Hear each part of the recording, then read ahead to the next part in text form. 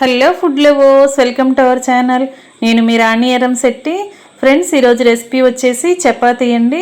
చపాతీ అంటే నార్మల్గా ఎప్పుడు చేసుకునే చపాతీ కాదు, ఒక కోడిగుడ్డుతో చాలా టేస్టీగా అప్పటికప్పుడే చేసి ఇలా పిల్లలకి పెట్టారంటే చాలా హెల్తీగా ఉంటారు, టేస్టీగా కూడా తింటారు. చాలా బాగుంటుందండి. ఆ ప్రాసెస్ అంతా చూద్దాం. వీడియోని ఫస్ట్ నుంచి లాస్ట్ వరకు చూడండి. మనం ఎక్కువగా ఆమ్లెట్ వేసి పిల్లలకి పెడుతూ ఉంటాం కదా, ఒక్కసారి ఇలా చపాతీతో ఆమ్లెట్ కలిపి పెట్టండి, చాలా ఇష్టంగా తింటారు. ఇక ప్రాసెస్లోకి వెళ్ళిపోదాం. ముందుగా ఒక మిక్సింగ్ బౌల్ తీసుకోండి, దానిలోకి ఒక కప్పు నిండా గోధుమ పిండి తీసుకుని వేసుకోండి. ఇప్పుడు దీనిలోకి టేస్ట్కి సరిపడా సాల్ట్ వేసుకోండి. 1 టేబుల్ స్పూన్ ఆయిల్ కూడా వేసుకుని సాల్ట్ ఆయిల్ కూడా పిండికి పట్టేంత వరకు బాగా కలుపుకుందాం.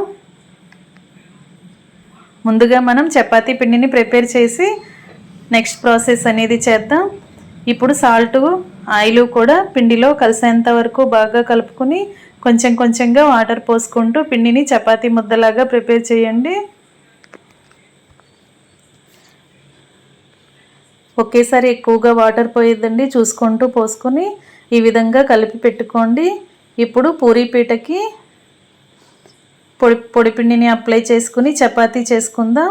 ముందుగా మనం చేసి పెట్టుకున్న పిండిని ఇలా సపరేట్గా చిన్న చిన్న ముద్దలుగా కట్ చేసి పెట్టుకోండి. ఇప్పుడు పూరీ పీటకి పొడి పిండిని అప్లై చేసుకుని చపాతీని రోల్ చేయండి.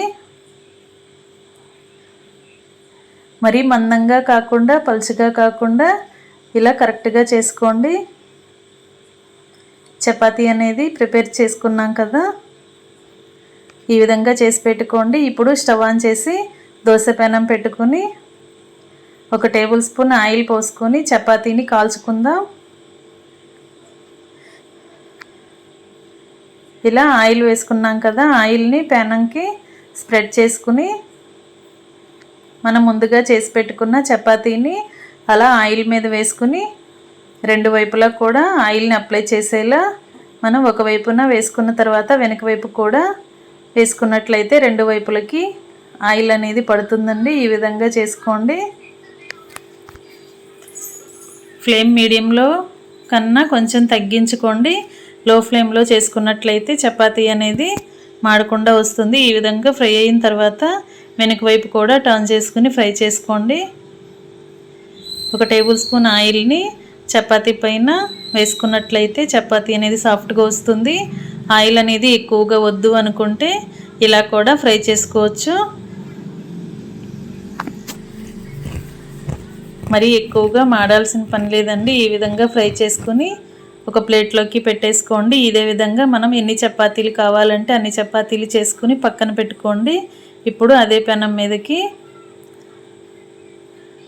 ఒక ఎగ్ని అలా బ్రేక్ చేసి వేసుకోండి. నేను 2 ఎగ్స్తో ఈ స్నాక్స్ అనేవి చేయబోతున్నాను. ఇలా 2 ఎగ్స్ కూడా ఒకేసారి బ్రేక్ చేసుకుని దోశ పెనం మీద వేసుకున్నాం కదా, దానిని ఇలా కొంచెం రౌండ్గా స్ప్రెడ్ చేసుకుని దానిపైన కొంచెంగా సాల్ట్ స్ప్రింకిల్ చేయండి.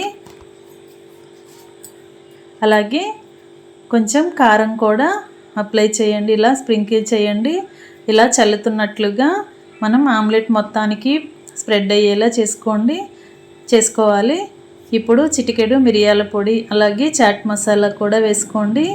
మీకు ఇంకా స్పైసీగా కావాలి అంటే కొంచెం గరం మసాలా కూడా యాడ్ చేసుకోవచ్చండి.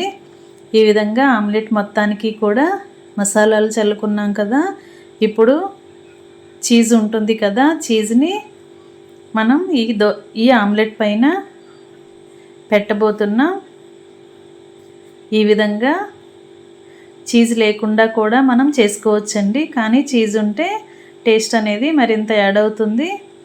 ఈ విధంగా చీజ్ పైన మనం ముందుగా ఫ్రై చేసి పెట్టుకున్న చపాతీని ఇలా ఆమ్లెట్ మీద పెట్టుకుని కాల్చండి.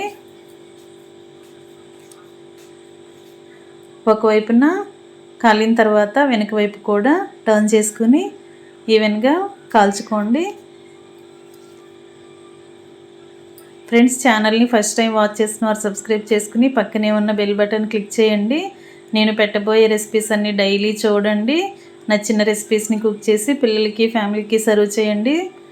ఇలా చపాతీని వెనుక వైపు కూడా టర్న్ చేసుకున్నాం కదా, ఈ విధంగా రెండు వైపులా కూడా బాగా మగ్గిన తర్వాత స్టవ్ ఆఫ్ చేసుకోవటమే.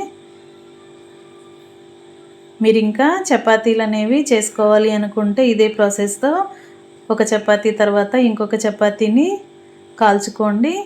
ఇంకా స్టవ్ ఆఫ్ చేసుకుని సర్వింగ్ ప్లేట్లోకి తీసుకుని ఫ్యామిలీకి సర్వ్ చేసుకోవటమే.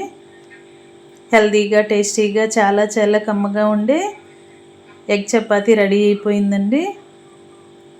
ఎప్పుడు ఒకే ప్రాసెస్తో కాకుండా ఒకసారి ఇలా డిఫరెంట్గా చేసి పెట్టారంటే పిల్లలకి చాలా బాగా నచ్చుతుంది. వీడియో నచ్చినట్లయితే లైక్ చేయండి, ఛానల్ని సబ్స్క్రైబ్ చేసుకుని మీ ఫ్రెండ్స్కి షేర్ చేయండి.